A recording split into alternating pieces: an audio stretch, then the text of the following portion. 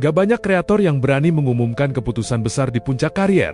Tapi kali ini, satu nama besar benar-benar bikin jagat konten Indonesia geger. Farida Nurhan, atau yang akrab disapa Omay, resmi menyatakan pensiun dari YouTube setelah hampir 1 dekade menemani penonton lewat konten kuliner khasnya. Lewat unggahan di TikTok, Omay menulis kalimat yang langsung jadi sorotan. Berat, tapi sudah saatnya pergi. YouTube diakui telah mengubah hidupnya, bahkan membuatnya hidup berkecukupan.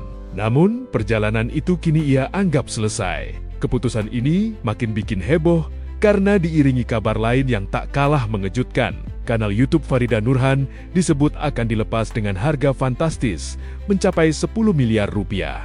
Angka yang mencerminkan betapa besar nilai sebuah konsistensi, kerja keras, dan kepercayaan jutaan penonton selama bertahun-tahun. Padahal, prestasi Omay di YouTube tak main-main. Sejak mulai aktif pada 2017, ia sudah mengunggah hampir 3.800 video. Kontennya menelusuri berbagai sudut kuliner Indonesia, dari warung sederhana hingga hidangan ekstrem. Hasilnya, lebih dari 5,3 juta subscriber dan total 1,8 miliar tayangan. Salah satu videonya bahkan tembus 17 juta kali ditonton. Dari sinilah, pundi-pundi itu mengalir. Estimasi pendapatan dari YouTube saja bisa mencapai ratusan juta hingga miliaran rupiah per tahun. Belum termasuk kerjasama brand, endorsement, hingga bisnis yang ia bangun bersama keluarga. Tak berlebihan jika Omay disebut sebagai salah satu food vlogger paling sukses di Indonesia. Namun kisah Omay bukan cerita instan. Ia lahir di Lumajang, Jawa Timur dan pernah merantau menjadi pekerja migran di Singapura serta Hong Kong. Ia juga sempat bekerja sebagai broker properti sebelum akhirnya menemukan jalannya di dunia konten.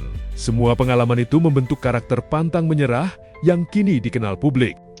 Mantan TKW bisa jadi artis juga, alhamdulillahirrahmanirrahim. Mantan TKW, mantan babu, anak kuli, bapaknya tukang becak, orang kampung, ijazahnya SD atau nggak lulus, semuanya bisa menjadi apapun yang kalian mau. Cita-cita kalian bisa tercapai, tergapai apabila ini loh, tetap semangat, selalu bekerja keras, tidak pernah putus asa, nggak pernah ngeluh. Jangan lupa untuk selalu berdoa kepada Tuhan Yang Maha Esa, dan yang lebih penting lagi, tidak pernah mendengarkan energi negatif dari kanan, dari kiri, dari depan, dari belakang.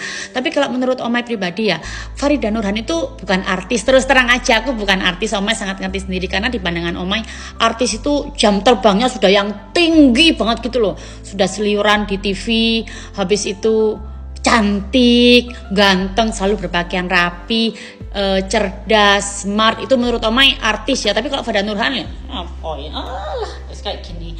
Omay bisa, kadang-kadang ada yang bilang Farida Nurhan itu YouTuber, food vlogger, konten kreator, tiktokers, gitu aja. Itu Omay sudah senang banget, sudah alhamdulillahirabbil alamin. Ingat ya, kalian bisa menjadi apapun yang kalian mau selama bisa melakukan ini. Diyakini dalam hati, diucapkan dengan lisan, dilakukan dengan amal perbuatan. Semangat. Ada Farida Nurhan. Terus aku lihatnya sampai aku zoom. Loh, kok ini kayak si Rida ya? Gitu loh, apa kan Rida ya? Kok cakep banget ya sekarang ya? Terus, oh ya. Terus aku langsung WhatsApp. Aku WhatsApp, Rida apa kabar gitu loh. Langsung Rida reply kan? Iya. Alhamdulillah. Iya, jadi ketemu lagi. Sebenarnya mamanya Livi ini pada tahun 2015 adalah bosnya Omay Farida Nurhan. Makanya sampai sekarang aku masih manggil ibu. Siapa nyangka, tak lihat-lihat juga nih. Loh, kok ada Bu Susan di YouTube ya? Itu kan bosku dulu di properti gitu. Ternyata Ibu Susan adalah mamanya Livi. Makanya sekarang canggung nih panggil ibu loh. Rida panggilnya siapa Ibu? Panggil apa ya? Ya apa Bu? Panggil Mbak. Mau tenang. Aku manggil Ibu bukan apa ya? Yang aku tuh orangnya kayak apa sih? Sopan gitu loh, dan dulu manggilnya Ibu kan? Iya sih. Gimana ceritanya? Apartemennya dijualin Farida Nurhan dulu Bu? Oh, beres semuanya, bagus pokoknya. Iya, dia rajin banget sih.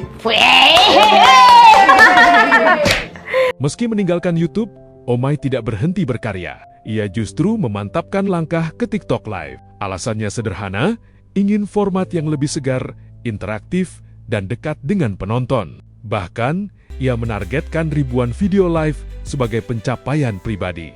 Bagi Omai, YouTube bukan sekadar soal angka dan penghasilan, platform itu memberinya pelajaran hidup, relasi, hingga kedewasaan batin. Kini, satu bab besar ditutup dan lembar baru dibuka. Pertanyaannya, apakah keputusan ini akan jadi tren baru di kalangan kreator besar? Atau justru menjadi langkah paling berani Omai sejauh ini? Waktu yang akan menjawab.